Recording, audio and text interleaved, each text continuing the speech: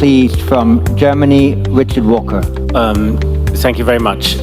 Mr. Defense Minister, you spoke eloquently about the responsibility of China and the United States and the broader West, of the great powers, in the competition that they are taking part in.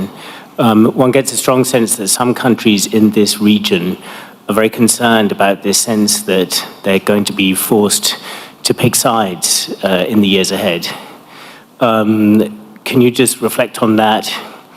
And this is a criticism that I sometimes hear, particularly directed towards the United States. Is there anything you would like to say about that? Thank you. And from Malaysia, Benedict Virasena. Thank you. Thank you, Minister Prabowo, for that excellent remarks earlier. So I'd like to ask just two questions. In your opening remarks, you brought up the point that there are countries that have stated their positions but do not want to listen to the opinion of others. Can I get a bit more elaboration on which countries are you referring to?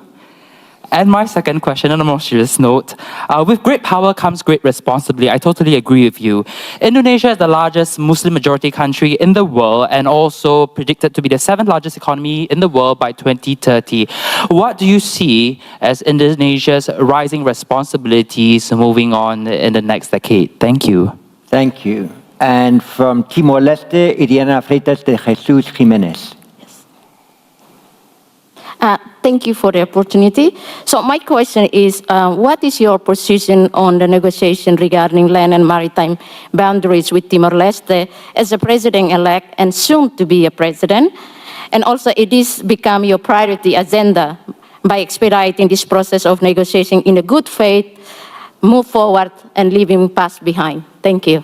Thank you very much. Well, that's 4 questions, Babak Prabowo, so go ahead, please. Thank you. I think the first question from Mr. Richard Walker. What is our views concerning the US-China rivalry, or let's say competition? I think our views has been very well known by tradition, by history, by the political will of the Indonesian people. We must maintain a policy of non-alignment, of maintaining the best relations with all nations of the world. If we divide, let us say, the relationships within concentric spheres, the Indonesian policy, and one which I will promote, is the maintenance, the fostering, the enhancement of a good neighbor policy with all our neighbors. I've been convinced, personally as an amateur historian, that real security comes through very good relations between our immediate neighbors. This is part of our Asian culture. We must be close, friendly with our immediate neighbors. That's our culture in day-to-day life. Because if our neighbor's house gets burnt, who will help us? Will it be our cousin who lives in another city? Will it be our sibling who lives in another village? No, it will be the neighbor next to us. So this approach, along with my amateur study of history, convinces me that the Indonesian tradition of non-alignment, respect for all neighbors, respect for all countries, respect for all religion, all races, all cultures, all the great powers is the correct way, and this we will maintain.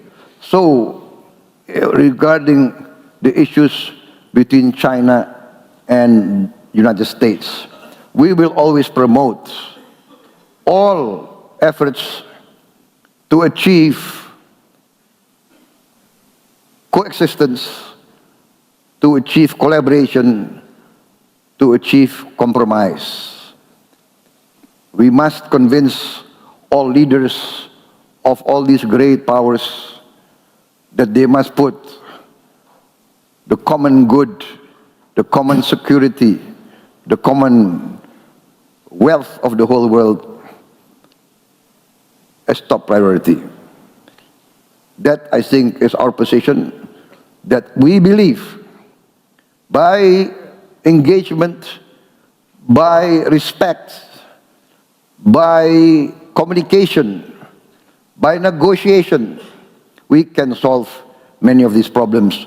We have had before military conflict with our neighbors.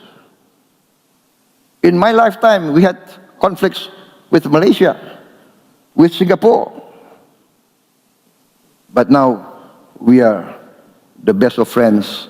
We resolved our differences without interference from any external power. We resolved our differences. We put an end to fighting with Malaysia. We put an end to fighting with Singapore. Now we are like brothers.